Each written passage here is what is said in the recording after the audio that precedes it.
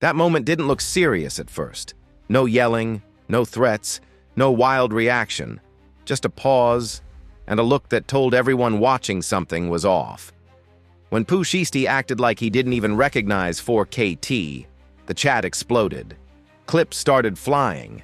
Fans replayed it over and over, slowing it down, zooming in, decoding every second, because in hip-hop, pretending not to know something that big isn't confusion. It's dismissal, and dismissal is one of the loudest forms of disrespect there is. What made it hit harder was how casual it felt. No build-up, no warning. Just a simple moment that exposed something deeper. People who weren't paying attention thought it was nothing. People who knew the history understood immediately.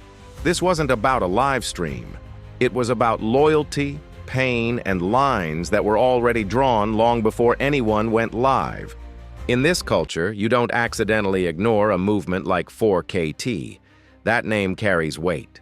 It represents years of struggle, loss, and identity for NBA Youngboy's camp.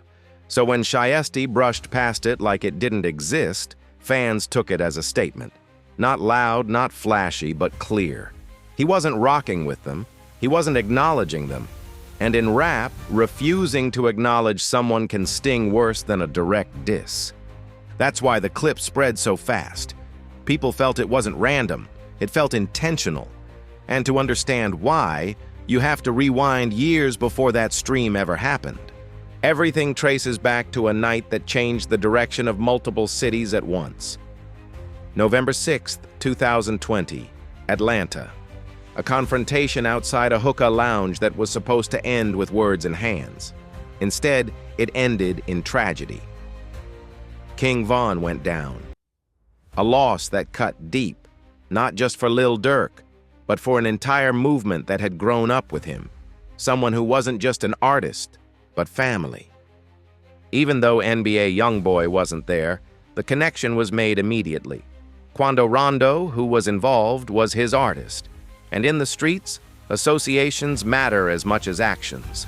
From that moment on, the narrative locked in. Two sides formed whether anyone wanted them to or not. Chicago and Louisiana. OTF and 4KT. Grief turned into tension. Tension turned into quiet hostility. Nobody needed official statements. Music started doing the talking. Lines felt heavier. References felt sharper. Fans began dissecting lyrics like evidence. Every post, every caption, every interview answer was examined for hidden meaning.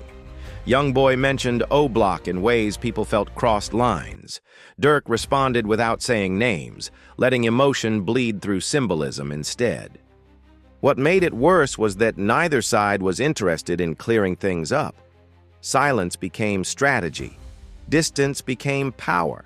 And the longer it went on, the more dangerous it felt because unresolved grief doesn't disappear. It hardens.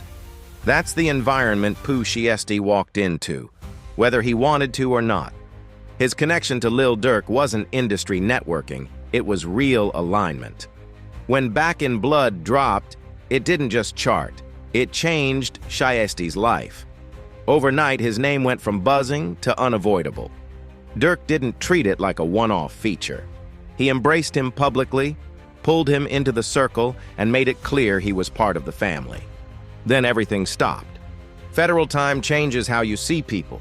When someone gets locked up, the industry usually moves on. Phone calls stop coming in. Shoutouts dry up. People distance themselves because attention can bring heat. That's how it goes most of the time. Durk didn't do that.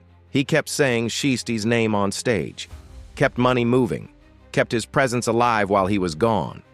That kind of loyalty hits different when you're sitting in a cell watching the world move without you. You don't forget who stood by you when it was inconvenient. So when Shiesty came home, his mindset was already set. Loyalty wasn't optional, it was owed. That's why his reaction on that stream wasn't impulsive. It was instinct. The moment he heard someone openly saying they didn't mess with Durk, everything shifted. His face changed. His energy dropped. He wasn't entertaining it, because disrespect toward Durk wasn't just industry drama to him, it was personal. But things really escalated when Youngboy was asked about Shiesty's first day out record. The reaction wasn't aggressive. It wasn't angry. It was worse. He laughed. Not a playful laugh, not a friendly one, a dismissive laugh. The kind that tells you someone doesn't even see you as competition. The kind that minimizes your moment and turns it into background noise.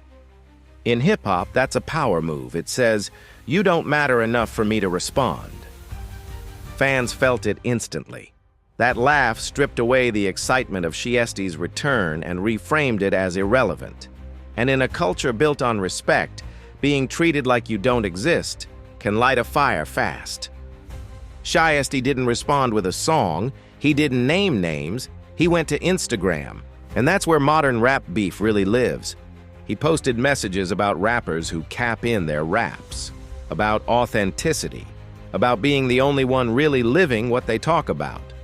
No names, no direct shots, but everyone knew exactly who it was aimed at. Fans didn't need confirmation. Blogs didn't need clarification. The message landed. At that point, it wasn't just Dirk versus Youngboy anymore. It was personal. The conflict had expanded, pulling Shiesty fully into the storm. Social media makes everything louder. A single sentence becomes a headline. An emoji turns into a theory. A laugh becomes a statement. Artists don't get the luxury of slipping up. Every move is archived, replayed, and weaponized by fans who feel like they're defending their favorite rapper's honor. But the real danger isn't online. It's what happens when that energy bleeds into real life. Youngboy's 4KT circle isn't just fans. It's people who knew him before the fame.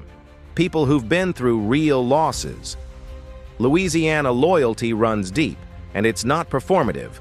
Memphis and Chicago bring their own history, their own code, their own way of responding when they feel disrespected. These aren't characters in a story. These are real people carrying real pain. Dirk lost someone he loved like blood. Shiesty lost years of freedom. Youngboy lost friends too.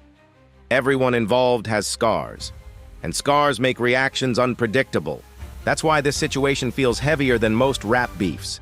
Not because of diss tracks, not because of internet jokes, but because nobody involved feels like they can afford to look weak.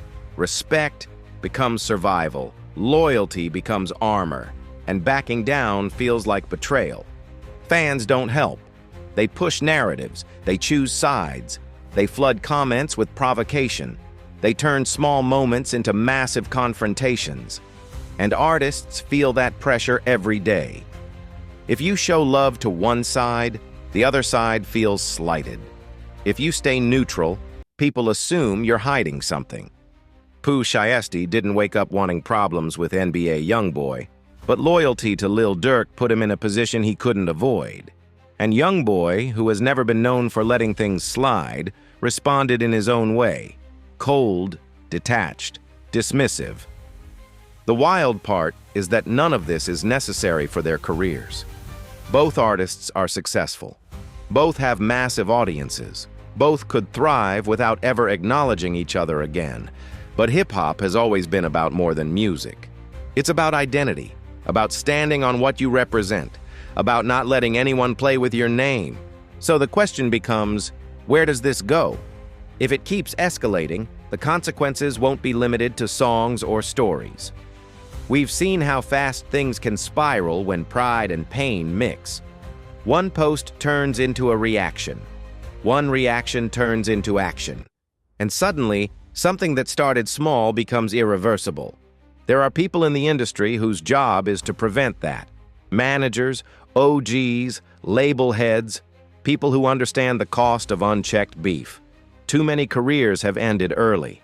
Too many families have suffered because no one stepped in when they should have. Both Shiesty and Youngboy are still young. Both have futures bigger than any conflict. But the culture doesn't reward stepping back. It rewards standing firm. And that's the trap. Loyalty is powerful, but it can also be dangerous when it leaves no room for perspective. Right now, the lines are clear. Fans are watching closely. Every move will be analyzed. Every word will be twisted. And this story is far from over. So what do you think? Was Pooh Shiesty right for standing with Lil Durk no matter what? Or is there a point where loyalty turns into liability? Did Youngboy cross a line with that reaction, or was he just defending his name in his own way? However you see it, one thing is certain. This wasn't about a live stream. It was about years of history colliding in a single moment. And once that door opened, there was no closing it quietly.